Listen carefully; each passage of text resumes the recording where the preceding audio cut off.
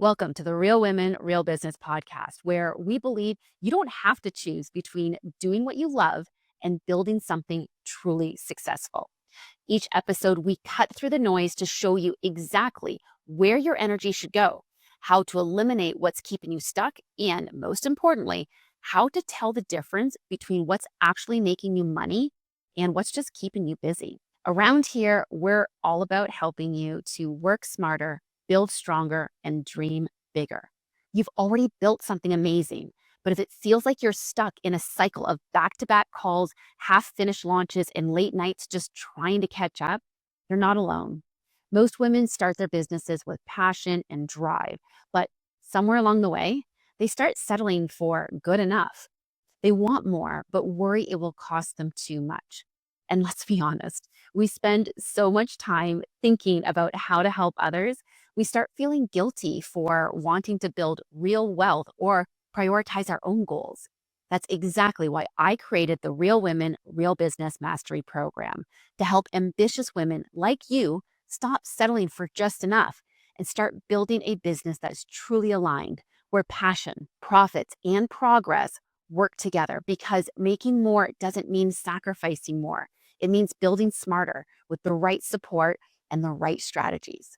If you're ready for sustainable success in a business you actually love running, book your free coaching assessment at aboutShaunaLynn.com/coachmate. Let's explore what's possible together.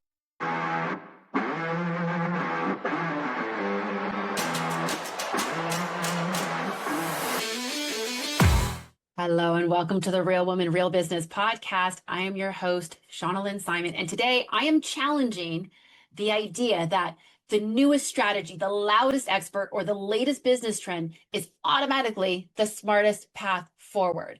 For many of my accidental CEOs, as I affectionately refer to my accidental CEOs, these are people who followed more passion than plan and woke up one day and realized, oh my goodness, I am the CEO of a company.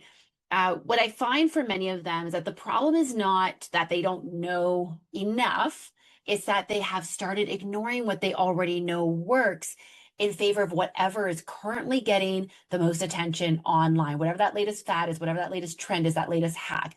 And there's a very good chance that one of the smartest strategies that's available to you right now is actually something that you are already doing or something that you used to do, but you've started to dismiss it because it doesn't feel new, exciting, trendy, or algorithm friendly. So as entrepreneurs, it is important that we keep learning. It's important that we keep improving and sharpening our skills. But the problem starts when learning starts to turn into self-doubt about the things that we know we're good at, but we start doubting that when outside advice pulls us away from our own strengths. And when we start building what I call a borrowed business based on what the loudest person in the room says we, quote, should be doing. Now, the women that I'm working with, they're not starting from zero. You're not starting from zero, right? You've already built a real business through talent, through instinct, and hard work. And as much as I agree with and respect the saying that what got you here won't get you there. And so I want to encourage you to always look to outside sources to learn new things. I don't want that to replace the things that you already know and that you already do well. So at a certain point, what you need isn't more noise.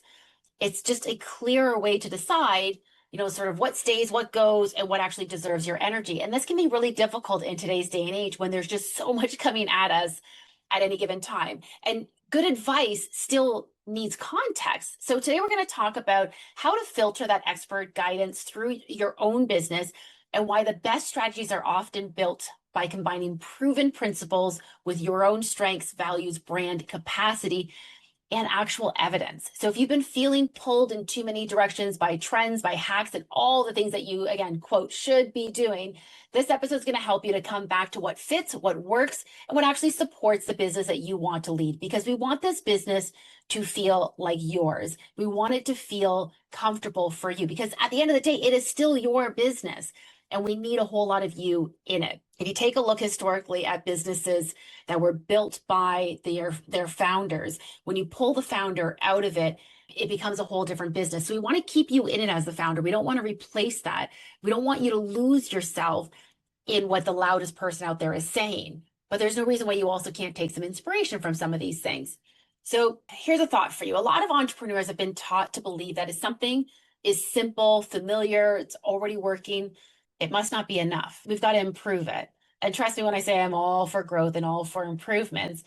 But then we start going looking for like the next hack, right? The next content strategy, the next funnel. If I hear one more of my clients say, well, I need to work on my sales funnel, and don't get me wrong, yes, we all need a solid sales funnel, but when we're just, sparting those words, like the jargon of it, and we're not really paying attention to what actually is going to resonate and connect with our audience, and we're just building another PDF just to try to get someone in the door, we're losing ourselves on that one. When the newest platform comes out and we jump all over it, or the newest reel is coming out, or whatever that looks like online, the next person online who seems so confident, so polished, and very, very loud. I do want to be clear from the beginning here that I am absolutely not anti-learning. I mean, if anyone knows me, you know that I consume numerous books every single month, in addition to the coaching that I get from my own coach, in addition to the training, the webinars, and different things that I participate in. So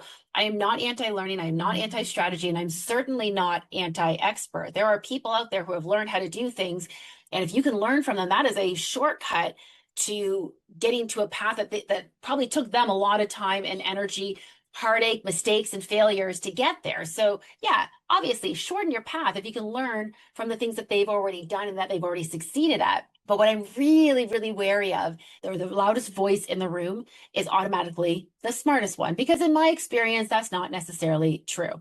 Unless, of course, I'm the loudest voice in the room. Because, I'm just kidding. I'm kidding. If you know me, you know that I'm kidding, because you know that I never think that I'm the smartest person in the room. In fact, I believe I can learn from every single person in the room at all times. But it doesn't mean I'm going to lose myself to do it. So, and I'm also especially wary of the way business owners, entrepreneurs, especially highly capable women who've already built something meaningful, how they can start to lose trust in what they already know, simply because someone with a bigger audience told them that there's a better way to do it. So that's what we're going to be digging into today. I want you to keep sharpening your skills. I want you to keep paying attention to what's changing out there. Keep seeking out smart mentors, coaches, peers, resources, and ideas that help you become a stronger business owner. But here is where I see things start to go sideways. Somewhere along the way, that learning, like I said, turns into self-doubt. That research that you've done is now turned into second guessing, and professional development can turn into chasing every new trend. And instead of using new information to strengthen the business you're building, you start using it to question everything you know. You start throwing out things that have been working for ages because someone just told you that you can't do that anymore.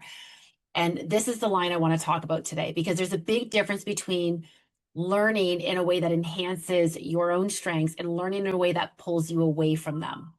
And there's a big difference between improving your skills and abandoning your values. There's a big difference between getting outside perspective and handing the steering wheel to the loudest person in the room. So if you are an accidental CEO, if you built this business through talent, instinct, hard work, and a whole lot of figuring things out as you went, this distinction matters, because you have done something incredibly powerful to get to where you are right now. And I don't want you to forget that, because the goal is not to stop learning. It's just to learn without losing yourself. Okay, so your business is going to require you to evolve. Your leadership is going to require you to evolve. Your marketing, your systems, your offers, your communities, your pricing, all of those things will need to mature as your business matures. Absolutely. But growth should not require you to build against the grain of who you are. The right learning should help you become more effective as yourself. It should help you communicate more clearly, lead more intentionally, make better decisions. The wrong kind of learning makes you feel like the only way to succeed is to become someone else. And that is why so many business owners get a little tangled up in the latest trend, the latest hack. It's not that you're lacking ambition or work ethic or intelligence. You've got all those things, but you start doubting how they apply for this next level of your business. And you're just trying to apply advice that was never designed for your business, for your audience, for your personality, your values, your stage of growth, and your capacity. So here's the problem with the latest hack. There's always going to be some new business trend, always, whether it's a new marketing strategy, new content format, a new social media platform, new way to sell, a new launch method, a new AI tool. Oh my gosh, isn't there a new AI tool like every single day? A new way to structure your offers, a new thing that someone is calling the only thing that works now. And I think that phrase alone should probably make us pause just a little bit, right? Because business absolutely does evolve. Marketing does evolve. Buyer behavior changes, technology changes. We do need to pay attention. But there are a lot of strategies that we've been using for decades. I mean, are you a Zig Ziglar fan? I know I am. There is a ton of stuff that Zig Ziglar talks about from decades ago that is still absolutely relevant today. So I don't want us just throwing all that out. We don't want to throw out the baby with the bathwater, so to speak, right? And so that this is the only thing that works now is usually not a business strategy. It's usually a sales tactic. And sometimes those sales tactics work. Again, like, we change as a society and the marketing mediums that we're using are changing. So the way that we utilize them should evolve with that as well. But this sales tactic of saying this is the only thing that works, it's trying to create urgency and fear and trying to create that FOMO effect, right? The fear of missing out, making you feel like if you're not doing this, you're going to be left behind and everybody else is going to figure this thing out before you. And when you already feel like you're being stretched and pulled in so many different directions, you're already carrying so much, your business already feels so dependent on you, that kind of messaging saying like, I've got the fix, I've got the answer to all of your problems, that can be really persuasive at times because it's hitting a nerve. And that's what they're intending to do, right? They're trying to hit your pain points. This is not a new marketing strategy. We all know if you can hit your ideal client's actual pain points and tell them you're going to alleviate it without all the stress and the chaos and the pain that they've been feeling, then they're likely to buy from you. And so you start thinking, oh, well, maybe this is why things are feeling so hard right now. Maybe I am missing something. This is what I'm missing. Maybe I need to be doing what they're doing. Like what they're doing looks like it's working, right? Maybe my way is outdated. Maybe I need to start all over. And before you know it, you're not making decisions from strategy. You're making them from more of an insecurity. And that's when businesses start becoming borrowed, right? Because you've borrowed someone else's blueprint, someone else's personality, their audience, their definition of success. And that's a pretty exhausting way to build a business. Okay, so I've said this a few times now, the loudest person in the room is not always the smartest. And don't get me wrong, I have a lot of respect for true thought leaders. And trust me when I say that I still continue to follow some of those thought leaders who have been around for ages now. And I'm always looking to the next person who's making some waves and who's saying some really intelligent things. But I will tell you that I pay a lot of attention to what the loud people are saying. And sometimes they're just simply regurgitating things that other people have said. Sometimes they're barely saying anything at all. I have had literal conversations with people where I'm looking at them and all I'm thinking in my head is you're saying a lot of words, but you don't seem to actually be saying anything. Have you ever felt that way before? That said, because they're saying all these jargony things, they're capturing people. And, there are people who have built incredible businesses, real bodies of work, pioneered ideas, and genuinely contributed to the way that we think about business today. But those aren't the ones that I'm talking about. What I want to talk about is what can be called the guru effect. And I mean, Tony Robbins even wrote a book that covers a little bit on this. I believe it's called something along the lines of I'm Not Your Guru or something along those lines. And I think most of us have seen this where someone gets a lot of followers, their videos go viral, they speak with a ton of confidence, they make some outlandish claims.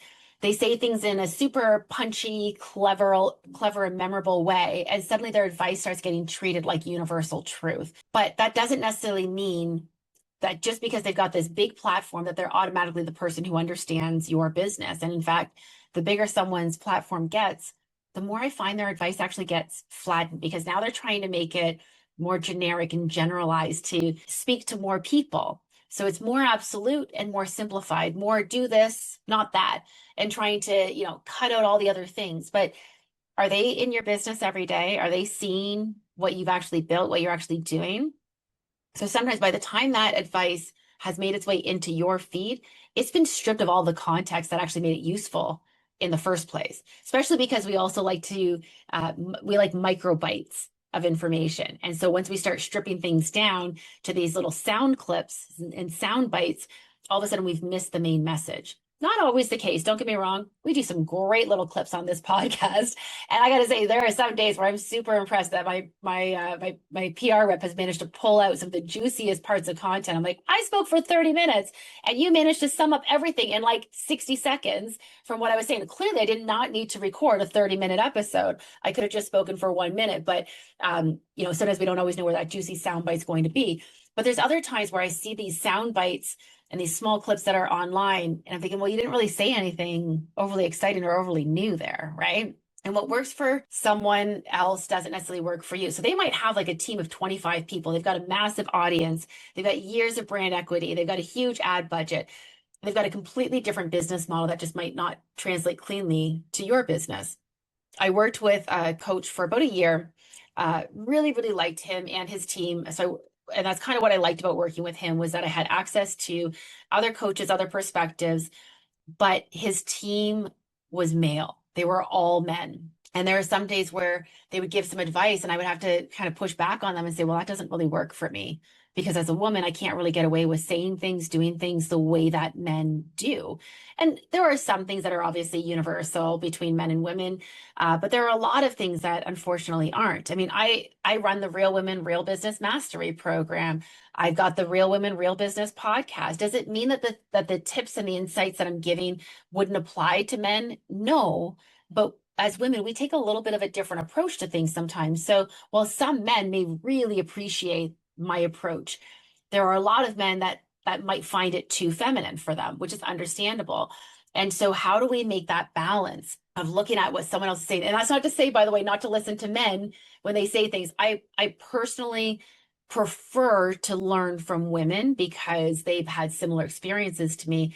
But there are times where there are men that know things that no woman's ever said, and I'm intrigued by it, and there's a lot of value to it. So I would never discriminate. I don't want to be discriminated against. I would certainly never discriminate on the advice that I get, but I do run it through a bit of a filter, which we'll talk about in a little bit as well. The thing is that you got this loud person who has, they're delivering their message with so much confidence that you start doubting yourself. And so here's the thing. You may not have all the structure yet. You may not have all the language yet or all the systems in place, but you do have evidence. Like, you have lived data from your own business. You know which clients light you up. You know which offers create results. You know which relationships have led to referrals. You might not have dug into all of this data, but you have real data. You know what kind of marketing feels natural, that you can repeat it. Because if marketing feels unnatural to you, if you are dreading doing it, you're not going to do it. You know yourself well enough to know you're not going to do something if it doesn't feel right. If you can't try it on and, oh, this feels good, you're not going to do it. So you know what you're tired of forcing. You know what has been working for years, and that evidence matters. And good advice can still be wrong for you. So I'm not saying that there's anything wrong with the advice that you're receiving. I'm saying that it's potentially not necessarily the right advice for you. So sometimes it's excellent advice for the right person, for the right business, at the right stage, and with the right audience, capacity, team, offer, and goals, all those things in alignment. This advice works out well. But if that's not you, that doesn't automatically mean that it belongs in your business. And I think this is something that a lot of accidental CEOs especially really struggle with, is that they assume that if the advice is good, well, then they should follow it. But good advice in the wrong context can still create a bit of a mess. So a marketing strategy that works beautifully for someone with a massive audience doesn't necessarily mean that it's going to work for you.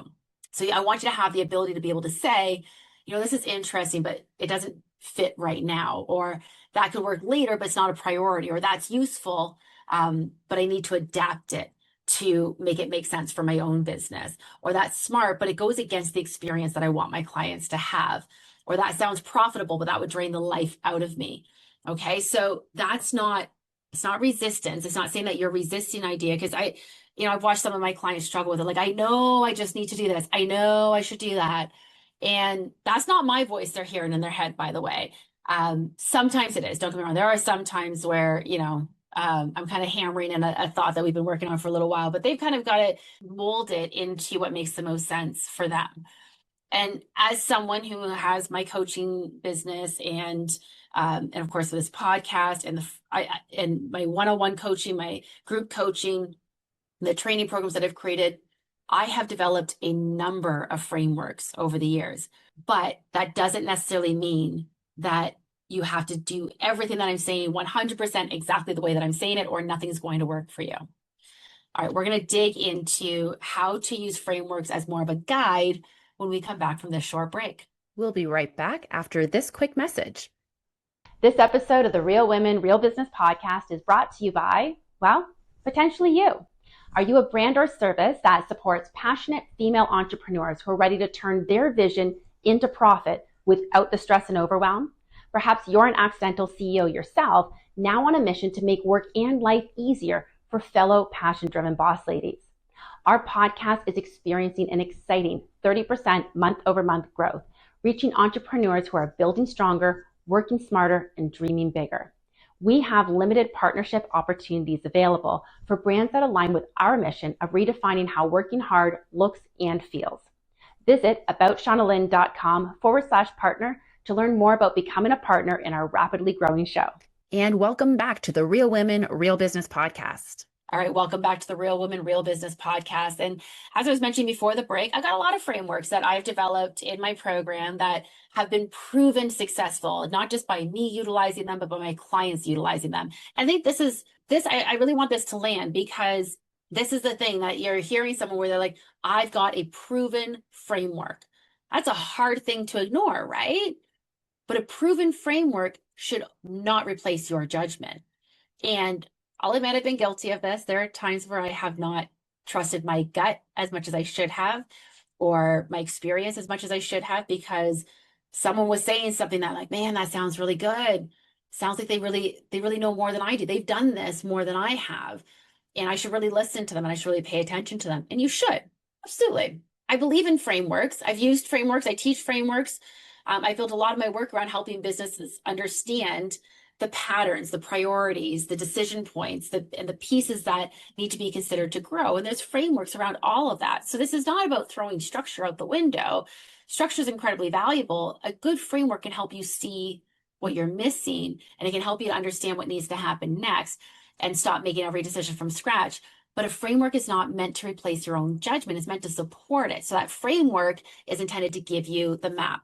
Your business gives us the terrain. Again, you've already got information that has led you to where you are today. Doesn't mean that you're not still learning things, but a strategy is what happens when we understand both the framework and our own companies, our own businesses, strengths and terrain, and the history of what we've already built. And so this is how I approach things with my clients. Naturally, I'm bringing my own experience, my own expertise to the table. I'm not showing up empty-handed and saying, oh, let's just see what happens, I wonder what we should do today. No, of course, I'm bringing some structure, but I'm also bringing a whole lot of curiosity. I'm digging into their business. There are, ask any one of my clients, there are certainly times where I've given them examples from my own business, from clients' businesses, of things that have worked, but they're intended as more of an inspiration. Don't get me wrong. There are certain things that I have proven that this works. If you do it, I can pretty much guarantee it's going to work. But if your business is so dramatically different from mine, there's other modifications that would need to make for this to work. So we're essentially trying to fit a square peg into a round hole at the end of the day, and that's not going to work very well. So I bring the frameworks, I bring the strategy, I bring the inspiration, I bring the patterns that I've seen over years of working with business owners, and I bring what I've learned from building my own business, from making my own mistakes. But then we have to translate that, because what worked for me is not automatically the exact thing that's going to work for you. So this is, again, where conversation and dialogue is happening. And I've spoken about this on the podcast before as well, that I have a lot of people on this podcast, various different coaches and such, and some lead with more curiosity than others. Some come in, just like guns ablaze, they're like, I know everything that needs to be done. Let me just tell you all of the smart things that I know. There are other people, though, who lead with more of a curiosity. And I think that's the key. If the person who's yelling all the things, the loudest person in the room, isn't stopping to say that they can learn a thing or two, I would definitely take pause with them, because I can tell you that I am asking questions. I am curious. I am learning about your specific business to ensure that the framework that we're applying is going to make sense. And if it's not, how do we adapt it? If you've ever gone to the gym and worked with a personal trainer and had anything that, so for me, for example, I have a very rare back condition called spondylolisthesis. And while I don't let it limit me a whole heck of a lot, there are certain exercises I just am not allowed to do. It's not even whether or not I can. I could probably do them if I tried to, but it's incredibly dangerous for me to do them. So when I go to the gym, if I'm working with a trainer, sometimes there's certain exercises, like maybe I'm doing a boot camp class or something, and there's certain exercises where I can't do them. I'm going to ask them to modify them for me. Every good trainer, every good coach should be able to modify things to make them fit you and your model. And so the same thing goes for business as it does in personal life. So I want you to learn through the filter of your own business. This is one of the most powerful shifts that you can make. So instead of asking, when you see someone out there teaching the latest hack or trend or strategy out there, instead of asking, oh, should I be doing this? I want you to reframe that and start asking yourself, how would this work here? Not in someone else's business, not in someone else's brand, here in your life, in this business, with my clients, with my capacity, with my team, with my values, at my stage of growth. How does this actually work? That question changes everything. Instead of saying, oh, should I be doing this? Ask yourself, how would this work if I were to do this? And that helps you to understand whether or not it makes sense for you. Instead of just blindly copying, you're now translating it. So for example, maybe someone teaches you that you need to post short form video every single day. So, this is your TikTok, your YouTube shorts, your Instagram reels, whatever. Instead of immediately thinking, well, I guess I need to become a daily TikTok person, you can ask, well, what's the principle behind this advice? Why are they saying I need to post short form video every day? Maybe the principle is consistency. Is the consistency just so I get into the habit of it? And is it about feeding the algorithm? Is it about general visibility? Is it about helping your audience hear the same message repeatedly? Maybe it's about building more familiarity, more trust. Great. Now, how do you apply that principle in a way that actually fits for you? So maybe for you, instead of doing short form video every day, you're doing a weekly podcast. Maybe it's a strong email every week. Maybe it's about speaking in more rooms. Maybe it's about some strategic partnerships. Maybe it's about just having more touch points for the partners that are referring you, as opposed to trying to connect with an invisible audience online. Now, don't get me wrong, you might have a powerful online audience that you actually want to do the short form video. So I'm not saying don't do it. I'm saying you've got to figure out what it is, what's the principle behind this? Why are we suggesting doing this? And is it about just building some awareness? Is it about actually promoting sales? And how can we apply that strategy without necessarily having to do the exact same thing? Because I got to tell you, there's a lot of clients that I work with that short form videos are not necessarily going to make or break them. It's not their strength, and it's something that they agonize over. And that energy that they're exerting to try to fit into that mold is taking them away from the things that they already do powerfully well. So figure out how these things work for you, extract the principle, and then adapt it to the business that you're actually building. Building your skills should make you more powerful in your own business. So we want skill building. That's definitely something that's essential, but we don't want to be disconnecting ourselves from the business as we're building those skills. So if you're learning sales, the goal is not to sound like someone else on a sales call. Trust me when I say that everyone has a formula for a business coach on a sales call. And I followed some of them and then I threw them all out because, first of all, I don't like thinking of a call as a sales call. Now, that said, if you're booking a coaching assessment call with me, you are coming to me expecting me to share with you ways that I may be able to help you. So it is technically a sales call, but I don't want to go into that feeling like I have to sell you something because maybe this isn't the right fit. So it's going to be more of like a fit call. We're going to decide whether or not it makes the most sense for us to work together. And I'm going to spend a lot of that call asking questions. If I spent the entire time just spewing all the things that I do that are amazing, that you can benefit from, you're probably not going to feel all that connected to me. Now, there are a lot of techniques like forward pacing someone. How would that make you feel? And if what made you decide to change now? What would happen if you didn't change anything? How would it look 12 months from now? And these are strategies that really do work. But I got to tell you, it's not my style. And I tried them and they didn't quite work for me. So instead, I developed my own framework and my own style. Could I teach it to other coaches? Absolutely. Would it work for them? Probably. But I'm not entering every sales conversation with the idea like, I need to close this sale. And if that was the case, I might approach it a little bit differently. But instead, I just have a genuine desire to help people. And to be perfectly honest, I can only take on so many one-on-one clients at a time. So the biggest thing I'm usually looking for is, would you make a great candidate for the Real Women, Real Business Mastery Program? Would a group coaching setting be the right place for you, where you've got that community, you've got the training to fall back on at any time that you want, 24/7? You've got your Ask Shauna Lynn GPT that you can ask questions to 24/7, but then you also get those group calls where we can dig into things a little bit further. If that is not you, if you're looking for someone that's more of a one-on-one, someone that you have access to regularly on like every single day, direct access to them, that you're going to dig in deep onto specific areas of your business, if that's more what you're looking for, then, well, I don't have capacity right now anyway. So that we're not necessarily going to be the right fit. Most of the time, I do find the group coaching program is incredibly valuable. But that's not necessarily always the case. And I'm sorry, I'm getting sidetracked a little bit, talking a little bit too much about my own sales process. That wasn't the point of this.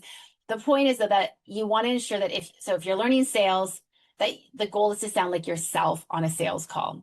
The idea is that is you want to become clearer. You want to be more confident. You want to be more useful. You want the information to become more useful in the conversation that you're already having. So you want to be more productive in the calls that you're having.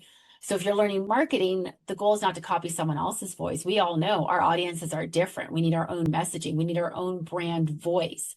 And if we're trying to be someone else, here's the problem. If you're trying to be someone else online, when someone meets you in person, if you can't perfectly replicate that voice, so if you're using AI to make you sound quirkier, more clever than you actually are, and then people actually meet you and you sound completely different, there's going to be a disconnect there. So we need to make sure that we're maintaining who you are. So if you're learning, marketing messaging, the goal is not to take someone else's voice and their messaging, it's to make it your own.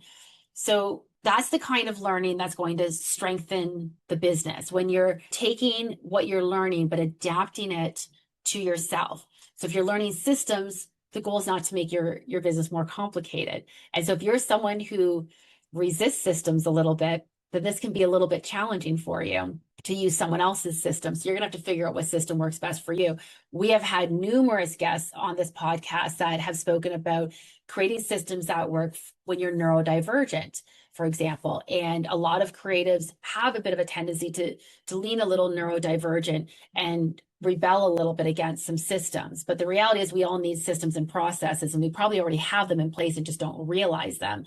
And so if I try to give you a spreadsheet and tell you I want you to document something every single day on that spreadsheet, but you do not like to live in spreadsheets, you're never going to do it. So we're going to need to adapt it to something that makes sense for you. And I actually, one of my one-on-one clients that I am working with right now has one of the calls, she actually said to me, she's like, I don't want to tell you about how I'm doing something because I'm afraid you're going to make me change it. And that was a little gut-wrenching for me, because I said, that should never be your fear. And this was relatively early on in our relationship.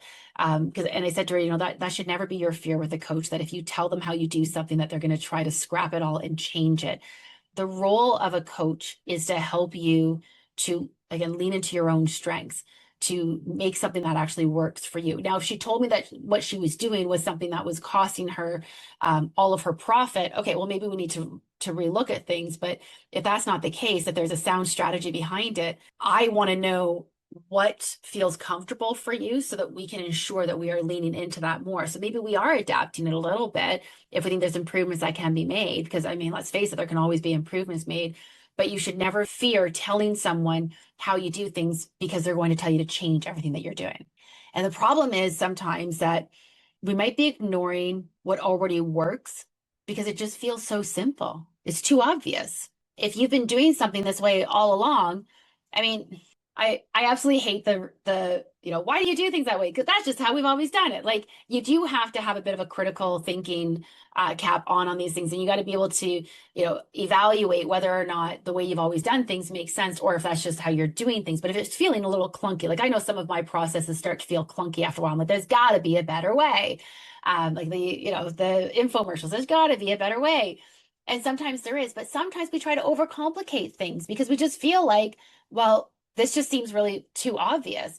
And I see this is a pattern I see all the time, that we start dismissing what works because it doesn't feel impressive enough. It's not super fancy. It's not using the latest, greatest tool or hack or whatever. Let's say like a client says, for example, well, most of my clients come from referrals. And so that's actually a problem. Or I know that when I actually follow up with people, it works. Okay, so let's do more of that, right? I've talked about this on the podcast before as well, but one of the top strategies I give to people when they tell me the phone's not ringing, I'll say, well, who have you reached out to lately? I'll say, well, what do you mean? Like, well, who haven't you talked to in a little while? Send them an email, pick up the phone, call them. And they'll call me back like the next week, like, oh my gosh, I just landed 2 more clients because I just called people. Stop waiting for them to come to you. But like, that just seems so simple. Like, oh, but I need to create this clever email, or I need to, do a reel on my social media. Just pick up the phone and call someone. And I'm not saying this is the answer to every business. I'm saying that in a lot of cases, the simple strategy is really the one that actually makes the most sense. So let's talk about some ways that we can create a profitable strategy for you without necessarily having to listen to the loudest strategy that's in the room. So trusting yourself does not mean that you ignore a new strategy. When I say I want you to trust what you already know, I don't mean that you should reject all outside input. That would obviously be terrible advice. Listen to the good advice, but we definitely need outside perspectives, and we need those mentors and coaches. But it shouldn't require you to perform a completely different personality or build a business that only works if you become someone else. So let me give a couple of examples here. Actually, let me back up for a moment. Let me give a couple of examples. So the strongest work for me is not about handing clients a shiny new tactic. When I'm working with my coaching clients, it's not about here's a new tactic, here's a new framework. We actually dig into like what's already happening in your business and how do we get more clarity on some of these things. So what's working, what's no longer fitting, where are we overcomplicating things, and what needs to be simplified or strengthened. So instead of me throwing like, here's 10 new things to do, I'm actually usually taking a step back and thinking about like, what can we pull on that's already working. So I'm not immune to this either. I see strategies online. I see what others are doing. Sometimes I wonder like, oh, should I be doing more of this? And like I said, I've definitely fallen victim to this. I've spoken openly about working with a business coach who ended up costing me 6 figures and then some. It was a very expensive mistake because they kept telling me, you got to trust the process. You got to do it exactly this way. And they had a money back guarantee, but I didn't see a dime of my money because they claimed I didn't do it all properly. I didn't do it exactly the way that they said to do. I'm like, but that's not my business. And it really drove me nuts. I mean, back when I was running my staging business, some of the most effective strategies that we had were not the flashiest things. They were relationships with real estate agents. They were small little touches that we added to the client experience. They were the way that we built our reputation on integrity and quality. They were the workshops that we hosted, consistent communication that we had. Don't get me wrong, we had a decent online social media following. We had a really great Google strategy, which I think definitely helped us out a lot as well. But a lot of what we were feeding to Google Juice was the fact that people were referring us. And so they're searching for a company, and that helps to feed the Google Juice, right? And feed the algorithm. So these weren't like overly fancy strategies necessarily. So we already talked about the practical filter of like, what is the intent behind this? How can I actually apply this? So what is the principle behind the advice? So then I want you to ask yourself, does this fit my business model? So a strategy for selling a $27 digital product may not apply to a high touch service business. I am an online business coach, but I also come from a background of operating a successful home staging business for over 15 years, as well as an interior design business for over 15 years as well. So I have those more localized businesses. So my online business is very global. I'm working with people across North America and even all over the world for that matter, mostly in North America though. But I'm sometimes doing the $27 digital product. But the strategies that I'm using for that are not the same ones that I would use in my interior design business, because you want to make sure that you're catering to who your audience is. So I've got a more international, national audience, and that's not going to apply the same way as a local relationship-based business might do things. So I had this conversation with clients recently. We were talking about like, what are some things that you can do to kind of make yourself stand out to your clients? And I said, what about just doing a gift just for the sake of doing a gift? And there are things that I might do for my clients, for example, that might be like, oh, here's an audio book that I'm going to send to you. And that's a cool gift for me as a business coach to give to someone, but it doesn't really land the same way if you're a home stager looking to build up your real estate agent relationships. But maybe your city is known for their maple syrup farms and you gift everyone maple syrup from a local farmer. That's pretty personal, right? What's personal to your local area? What's something that's going to make them feel connected to you? And then I want you to ask yourself, when you hear these strategies, does this align with my strengths and my values? Can I execute this in a way that feels natural enough to actually be able to repeat it? Does it support the experience that I want people to have with my brand? Or does it require me to take on a whole different persona? And then I also want you to ask yourself, this one's really important. What would I need to stop or reduce to make room for this? Because every new strategy ends up having a little bit of a cost, right? So if I add this, do I have to give something up? Is it time? Is it energy? Is it something about the client experience? And, that can be a hard one, because I do believe in the client experience and being able to elevate that the best that we can. And sometimes that requires a bit of a high touch, but we're also only one person. And if we're constantly trading time for money, there's only so much of us to go around. So what is the trade-off of implementing the strategy? What is the trade-off? Is it that I won't be able to rest as much? Is it that I just don't have the capacity? And then ask yourself this final question. Ask yourself, do I have evidence that this solves an actual problem?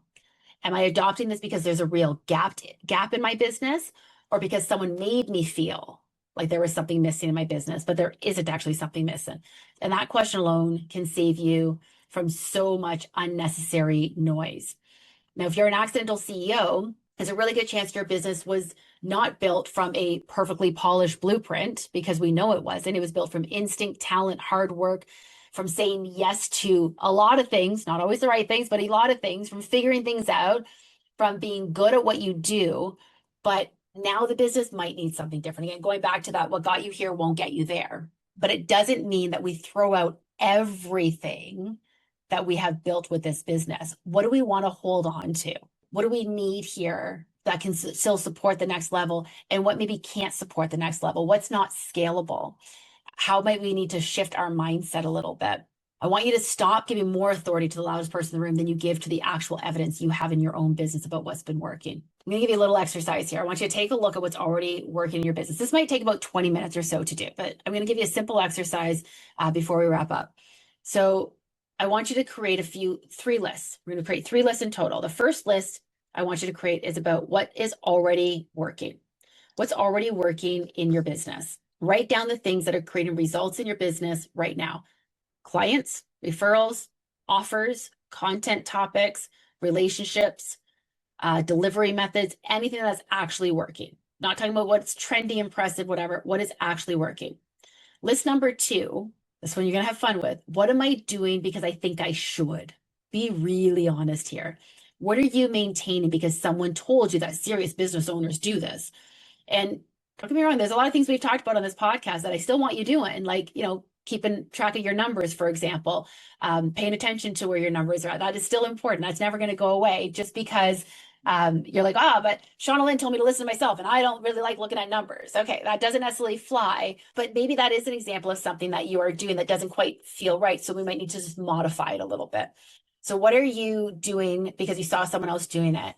What are you doing because you're afraid that if you stop doing it, you're going to miss out on the latest, greatest trend? What are you doing that consistently that feels more performative? more disconnected from your actual brand.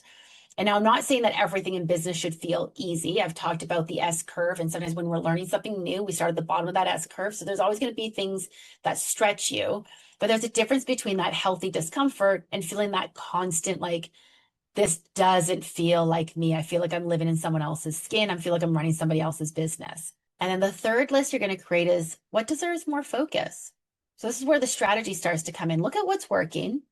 Look at what's draining you. And then ask yourself, what would happen if I stopped chasing some of these new things and gave some more attention to the things that have already created evidence of working?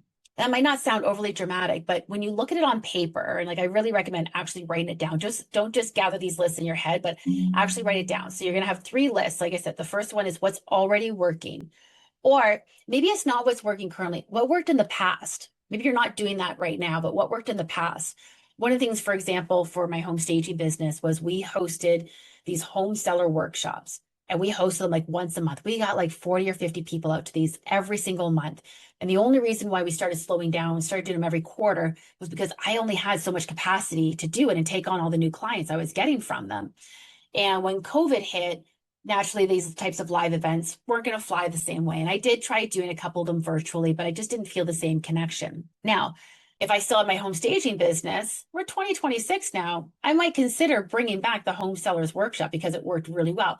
I'd reimagine it, of course, because a few years have passed and things have changed about how we interact with people and what people are looking for in a workshop like this. But it worked really, really well. So how can I bring back that live, in-person, local vibe of a home sellers workshop? So think about, what is it that you're doing? This is your first list. What's already working? Or what's maybe something that I've done previously that really worked that maybe I'm not doing right now? And then what am I doing right now that I'm doing because I think I should be doing it? Not because I want to be doing it, not because I think this is a great idea, but because I feel like, well, I should be doing this. And then what deserves more focus from you? What's working, what's draining, and then what would happen if you actually started focusing on some of the things that were previously working. And it might not sound like a big dramatic exercise too. It does take a little bit of time, but your next level may not come from a brand new strategy. It could come from, just trusting and strengthening and repeating what already works or has worked in the past. So here's what I want you to take away from this episode. I want you to keep learning. I want you to keep getting better and sharpening your skills and exposing yourself to new ideas. I want you to take inspiration from all of these things. And there are going to be some great nuggets out there. But I don't want you to confuse someone else's confidence for your instruction manual. You are allowed to filter this. You are allowed to adapt it. You're allowed to say, that's pretty smart, but maybe it's not for me right now. Or that sounds pretty fantastic, but I think in order to fit into my business, it needs a few tweaks to it. So you're allowed to take the principle from these things and leave the performance part of it behind. The goal is to not abandon what you already know is true, because you have your strengths, your values, your brand, your clients, all those things really matter. And chances are that if you've had some success in your business, you probably wouldn't be where you are today if you haven't had some success. So you might be feeling that things are a little bit slow right now and nothing's working. So I want you to look back at what did you do that worked previously? And maybe you'll say like, oh, well, I used to get a lot of referrals and I don't seem to be getting any referrals anymore. I'm willing to bet that as much as you probably just kind of like hope that all those referrals would show up, there were things that you actually did that encouraged them, whether you knew that you were doing that or not. So what were you doing previously that was really working for you? Now, if this is something, if you're craving some more support with this, going back to the group coaching program I was talking about earlier, the Real Women, Real Business Mastery Program, this is exactly the kind of work that we do inside that program. So we look at the business that you've already built, not the business someone else told you to build. And I'm not going to tell you how to build it in a specific way with a specific structure, but I am going to give you frameworks that will help you to be able to work less and do more, be more profitable, enjoy your business more. Because what we're going to do is we're going to identify what's energizing you, what's pushing your business forward, and what's just draining your energy. So what's actually promoting those revenues, what's actually contributing to that, and what's just draining you. And then we're going to help you to prioritize things. And it's amazing how easily you can start dropping things when we reframe how you look at things. So we're going to rewire things a little bit and shift your mindset on things. but we're not going to take away all the things that you're already doing in your business. We use strategy, frameworks, and proven principles, but we apply them to your actual business, your strengths, your capacity, your clients, your goals, and your whole way of working. Because you don't need another borrowed blueprint. You need stronger decisions for the business that you actually want to lead. All right. Well, thank you so much for tuning into today's episode. I know it was a little bit of a longer one, but I hope that you heard me. I want you to continue to learn. I want you to continue to listen to the gurus because there are some great ones out there and they've got some great things to say, but I want you to filter it through your own business and what actually works for you, because you know better than anyone else what your business is and what it can and cannot do. And the reality is you can do anything you put your mind to, but you need to trust yourself and your own instincts and fill in the gaps. Hire someone for the things that you can't necessarily do as strong. Like this, it's not to say that you have to do everything on your own, but that's something you can be leaning into as opposed to just doing the latest marketing trend or hack or whatever is out there. So if what we're saying today is resonating with you, first of all, I would love to continue to join you on your journey. Please continue to tune into this podcast. But I'd love for you to explore the Real Woman, Real Business Mastery Program as well. Simply go to aboutshaunalynn.com/coach me, and we'll have that link in the show notes for you as well. Don't forget to subscribe to us and leave us a review on your favorite podcast platform, wherever you get your podcasts. And as always, the best way that you can continue to show your support, not only for this podcast, but for your fellow women entrepreneurs, is to share this podcast, share this episode with someone that you know needs to hear this today. If you've got a friend who's been spouting about the latest cool thing that she saw online that she thinks she needs to start trying in her business, and all the while you're thinking, that doesn't quite sound right, send this episode to her and allow her to be able to apply this filter through her own principles and her own business to the latest trick or hack that she just learned. And until next time, keep thriving.